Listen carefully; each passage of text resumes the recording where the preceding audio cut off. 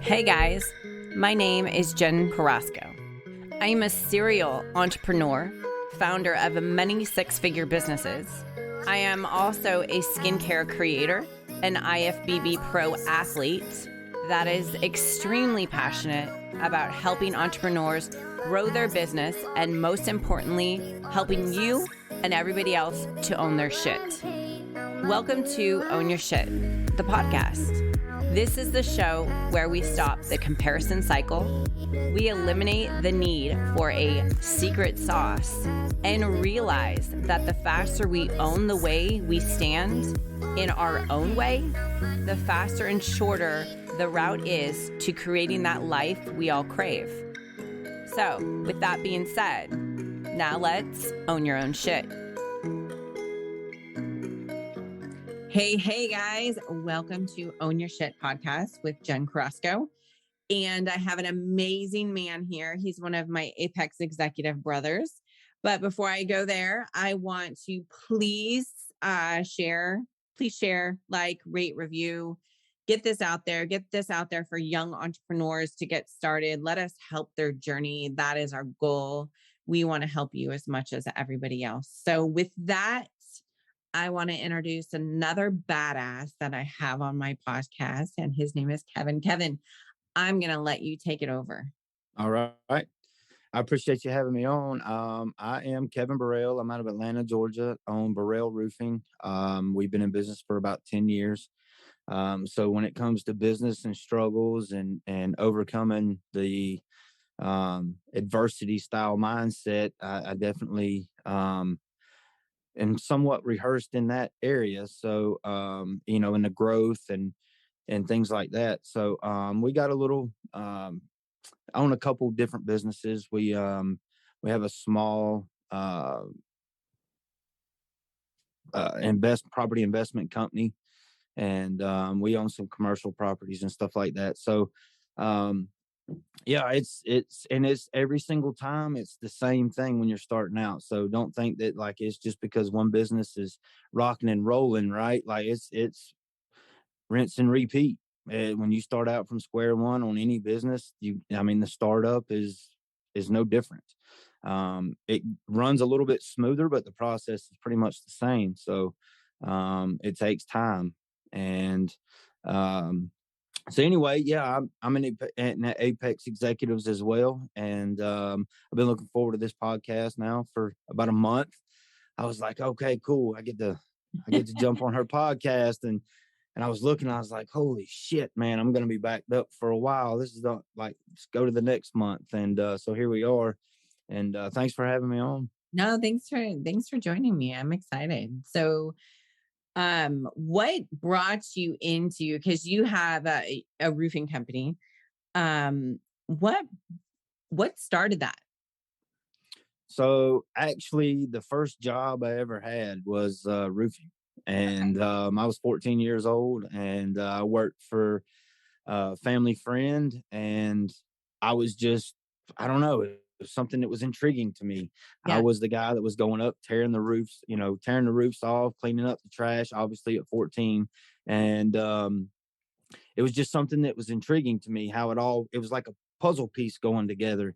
And it was intriguing, and I picked up on it and learned all I could from him.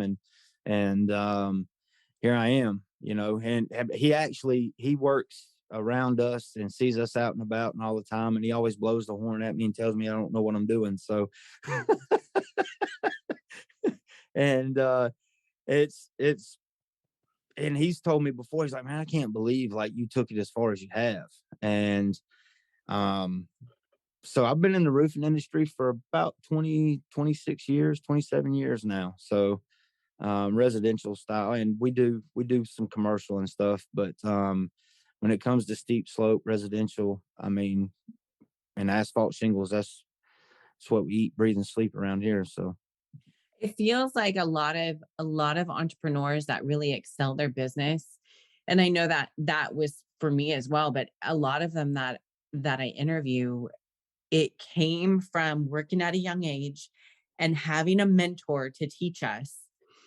to where we just took that to the extreme next level, right? And it's kind of sad. And I don't want to stereotype nowadays with the kids, but I feel like a lot of times the kids don't get out there and hustle and work and push themselves to get to that next level. I mean, there's a select few that do it that we see.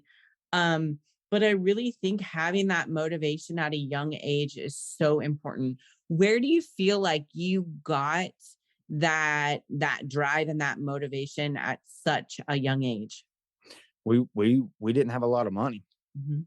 And I mean, that's just, we were poor. We lived in a trailer park, and you know, if I wanted things, I had to work for it, or um, you know, wound up at, there was a small stint there where about the first half of my life I acted stupid and went to prison and all that shit too. So but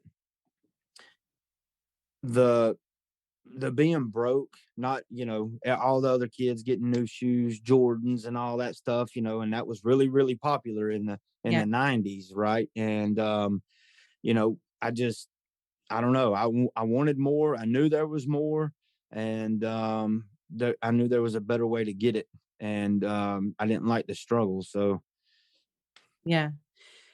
So if you could take yourself back to any point in life, where do you feel like it was your own your shit moment that you got that aha, okay, what the fuck do I need to do next? So I got a book coming out in January, and this was the turning moment. At the end of January it comes out, and this was the turning moment for me. I was actually sitting in prison, and my daughter's mother had been murdered, and my daughter was in the back seat when it happened. And I got a call to go to the chaplain's office while I was sitting in prison, and I the when the chaplain told me what had happened, I, went back to my cell and knew, like, this was the moment.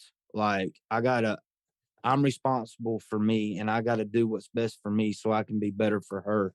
Yeah. And because she's growing up without a mother, so now I got to be the father. And here I am sitting in prison. Like, I've got all the time in the world, so I need to take advantage of this and take my life to the next level. And really dug deep, got involved um, in church and stuff like that. And I was raised in church, but I veered away from that pretty hard. But um, that was my moment. That was like, oh shit, if I don't do something now, like, it's not going to happen. And so I just took advantage of the opportunity that I had, and started learning, reading, learning how to learn again. Obviously, I was strung out on dope for a long time, and so I really dropped out of high school. I'm a high school dropout, and I say that with a smile because it's school is very important, but it was so pushed on us. Like, if you don't finish school, you're not going to amount to anything.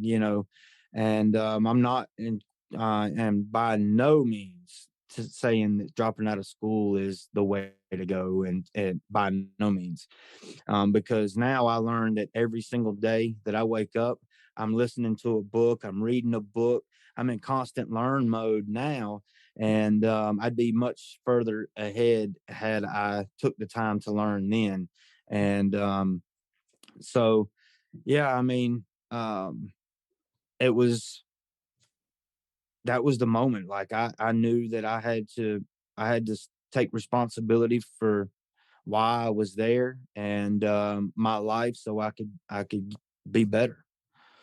So what was the struggle? And I don't want to, well, it was probably a struggle. So what was the struggle with understanding that aspect of what happened, where your daughter's at that point, and you're there? There's nothing you can really do to help the situation quite yet.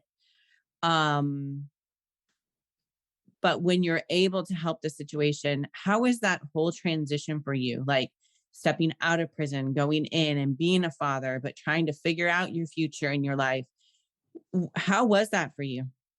So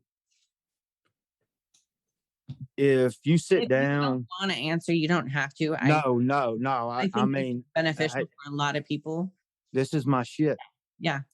So, um, and I own it 100%. I wear it with pride because it's helped me be who I am today. I'm not saying that I'm proud of the way things went then, but I'm definitely a better man now. Happens for a reason. That's right. So, um, actually, like, if you, no matter what you're doing or where you're at in life, if you sit down and analyze where you are, there's things you can control and there's things you can't. And the only thing I could control in that moment was me and my thoughts. So I broke that down and figured out how I needed to do that. So Mhm. what am I going to do with this? And constantly writing letters home and things like that. And I finally went to court and for my daughter because there was some custody issues there, and about 6 months before my release, I lost all parental rights. My rights were terminated, and lost my daughter. So um, the whole time I had a decision to make in that moment, the things I could control. And I was the person, I was the thing that I could control in that moment. And I could either go this way or I could go this way. Yeah. And it gave me the perfect opportunity and excuse to go back down a shitty road. Um, or it gave me an opportunity to actually prove and show people and myself of the man that I am and who I needed to be. And that's what I done, and there's definitely a struggle there, but you can't control what you can't control.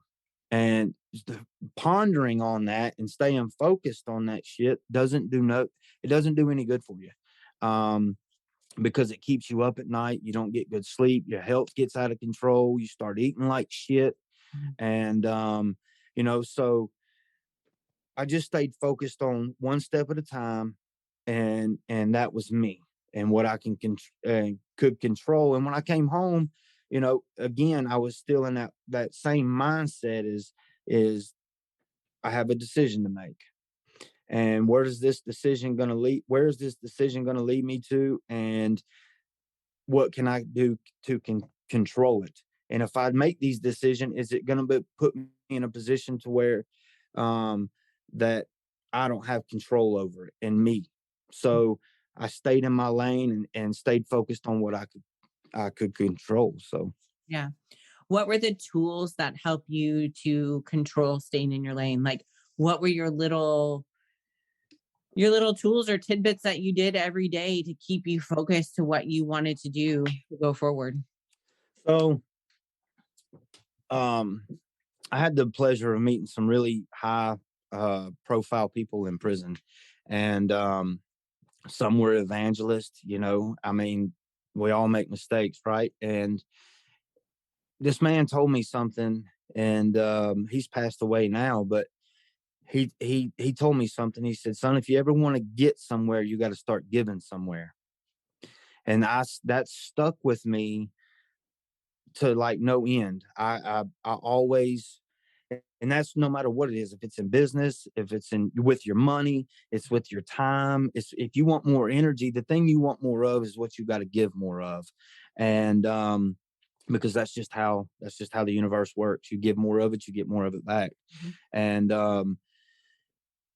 that was that was one of the things that helped me stay in my lane. Is that's a part of my core value is giving. I've always been a caring person, and if I had it, you had it, and um, but I had to take that from a street mentality to you know um, a functioning member of society mentality, and be productive with that. And um, being embedded in the Bible is like helped me tremendously. Um, I stay focused in the Bible and on God and everything, and um, that was probably the main thing that kept me in line, and always in hopes that one day that my daughter would be like, why? What happened? You're doing this now. Like you're not the person that y- that you were. Why did this happen? And we'll have that conversation one day. I don't know when it'll be, but we'll have it. And so that kept me grounded on doing the right thing, staying focused and staying in my lane and taking it just one day at a time and making sure that I it was the outcome was going to be to where we are today and where we're going tomorrow. Yeah. Yeah. How old is she now? She turns 21 Saturday. Wow. Look at Yep. that. Yep. So tell me about your life now. How's your life now? I mean, it's great. I'm married, have two kids. I have a little girl, and a son that's 12. My youngest daughter's 3, and my son's 12. And you know, we're plucking along and doing really well in life. All my legal issues are behind me, and so I mean, we're doing fantastic. So if you could go back and tell your younger self, or even somebody who maybe is in a position right now to where you that they were very similar to you, how would you talk to them and convince them of what they can do to change their life for the better when they're just starting out? So the number one thing is you're not alone, and all you got to do is ask for help. Yeah. And I don't care where you're at in life or what you're doing. We know that in Apex, we're struggling. We reach out for help, and as men, we get prideful and we don't want to ask for help, and that's that's a humbling moment when you do. Yeah. But um, it doesn't matter where you are, if you're struggling with addiction or if you're starting your business, or it don't make a damn if you're 10 years into your business. Like I still have mentors, I have coaches, and I have issues, and I'll reach out to them, and so you're not alone, and ask for help. And there's people out there willing to help you, no matter where it is, what it is. There's people willing to help. Yeah. Amen. Amen. It'll it'll cost you more not to ask than it will to ask. Even if it's money, if it's your time, if it's your energy, no matter what it is, it's going to cost you more in the long run if you don't. It will. Um, where do you see yourself in the future going? What's your goals? So you know, my main goal now is to make sure that my son, he's 12, so he's going through things, right, and Mhm. my focus is on him and obviously my family, and we I do business coaching, and I didn't mention that part, but I do that as well. I go in and coach young businesses and stuff, and one-on-one with people, and so my goal is to continue to grow our company, and our real estate side, and um and continue to coach. I mean, I'm 42 years old, and you know, it's we have a nice piece of land, we have a house, like we have all the things that somebody would call the American dream, and the goal is to continue to have the money working for me in the long run, Mhm. and that way I can spend time with the family and continue to build what we do here. That's incredible. Thank you. Thank you for sharing your story. I Yeah, appreciate absolutely. it. So any tidbits or anything else that you kind of want to talk about before I know I keep these podcasts kind of short and sweet, but they're nice because everybody gets a great view of who you are. They understand your business, but then they also get an aspect of, you know, struggle in a way, because struggle is always going to equal success if you really hunker down and you do it right and you push forward. Is there any advice or tidbits that you can give that you can think of? Always stay hungry and humble, Mm. and always be willing to learn. Every day, every time you turn around, there's always an opportunity to learn. No matter if you find yourself in trouble per se with inside of your business, there's a learning opportunity inside of that, and you're going to be better for it. And if you don't know how to handle it, ask somebody for help. Find you a coach. Find you somebody that you can call. And because that's really, in all honesty, that's the biggest thing that's helped me get to where I am now is my coaches and my mentors. Yeah. And it document what you learn. Document what you learn, because one day you're going to be, if you continue to stay and do the things that you do to grow, one day you're going to be tasked with the responsibility of helping somebody else. And you're going to be like, I went through that. I can help you. Yep. Absolutely. Yeah. And I think that's where, when we get to our age, that we have that blessing that we're able to give back and help people, because we have been there, we have struggled, and we've learned a lot through it all. Yeah. You're not going to not struggle. Okay. It's going to be a struggle day in, day out, week in, week out. There's never a airplane mode moment. No. Right. Like, and if you are on airplane mode, be very wary of the things around you, because something's going to break. Yeah. Thank you, Kevin. I really appreciate it. And I appreciate you taking your time out. So what is your book going to be about? And I know it's coming out in January. So I'm hoping by the end of January. That's the goal. That's the goal. We're pushing for it hard. It's about the struggles, my addiction, and going to prison and coming out and, hitting a taste of success. And, people say, man, you've succeeded. No, that means you're done. I want to be successful. I still want to be full of, and not past tense, because succeeded means you're done. And I want to continue to be able to help in that area. And that's what it's the things I went through, how I overcame them, very much in depth of what we talked about on this podcast. And it's going to be a good book. It's going to be a real good book. I can't wait to. And I'll once you get that out there, tag me in it. I'll launch it. I'll share it. But we'll have all your tags in this and everything else. So I just want to thank you. I really appreciate you. Yeah, absolutely. Thank you. Awesome. Thanks to you guys for tuning in. Again, please like, share, review, and I will post everything about Kevin so you can have all of his handles. And again, thank you, Kevin. I appreciate you. And I will see you in January. Yeah, absolutely. Flying Friday. Yes. Well, guys, that's a wrap for another episode of Own Your Own Shit. Now that this is half the battle, owning your shit allows you the freedom to create something even better in your life. Getting out of your own way, it doesn't have to be lonely. Making sure to follow me for more advice. Follow me on every social media platform at Jen Carrasco. My Instagram is Jen Carrasco with 2 underscores. Find me on Facebook at the same name. And of course, share the episode with friends who need some help in the tough times, and typically helping them to own their shit. So with that being said, see you guys next week.